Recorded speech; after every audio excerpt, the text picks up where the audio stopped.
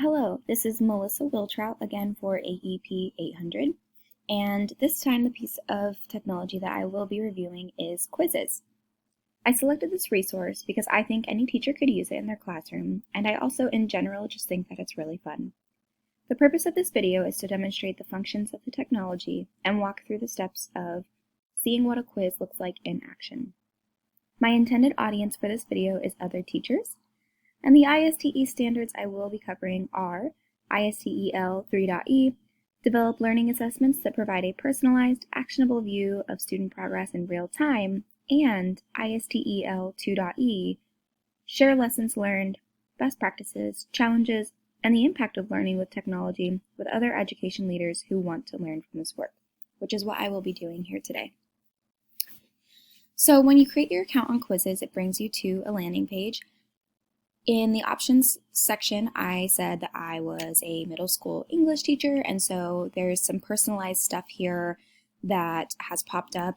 And I really like this because our time is very valuable, and it seems that we don't have much of it these days. So if you really want to assign a Quizziz, but you don't have the time to make one, there are some really great ones already prepackaged for you from other educators. So what I really like here is that, as you can see, you can theme the quiz that you are giving. Halloween is coming up, so I might assign this Halloween figurative language quiz. So when you select a quiz, it looks like this, and actually this is what your quiz will look like when you're done creating it as well. I know the grade level it is designated for, how many times it's been played, around the average students have done on this quiz, so it doesn't seem that they're doing a very good job, and the content area. This is the creator of the quiz, and you have the option to start a live quiz. This would be a great idea if you have Apple TV or a smartboard in your classroom. You can project on there, students can play together, and there are stats when they play the quiz. It compares them to others in the class. You can see how they're doing.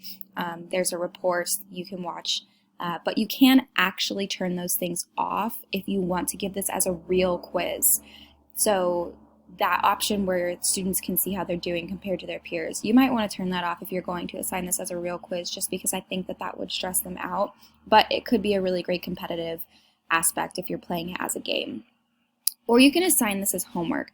And the reason that I would do that is if I wanted to push this out to my students to help them practice their skills for a real test in class.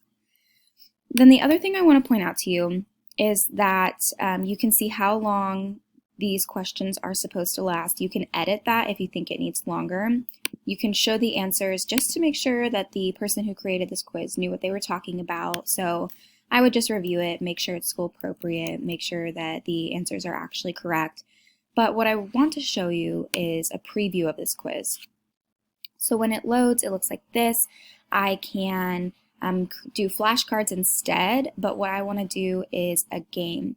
Now, something that you can do is allow a timer, a read aloud. That might be a great idea if you use this for a real quiz for kids who need that in their IEPs. Power-ups, that's just a way to encourage them if you're playing it as a game. And in between each question are memes. You can disable that on actual quiz days, and if you are wondering if they will be appropriate or not, but it does give you a preview of what the memes look like down here. I'm sure the students would find it hilarious and probably a little distracting. So when you load the quiz, it looks like this. And here you have our first question. You can see that there's a streak and that they can earn like badges and coins and stuff. I turned off the music so that I could record this, but there is music. And so my timer is going down. This is just a really cool tool. I can save my progress, I can resume, and that's that. I would definitely recommend using this piece of technology. I think it has many uses in any classroom content area, and I hope you enjoyed this video. Thanks.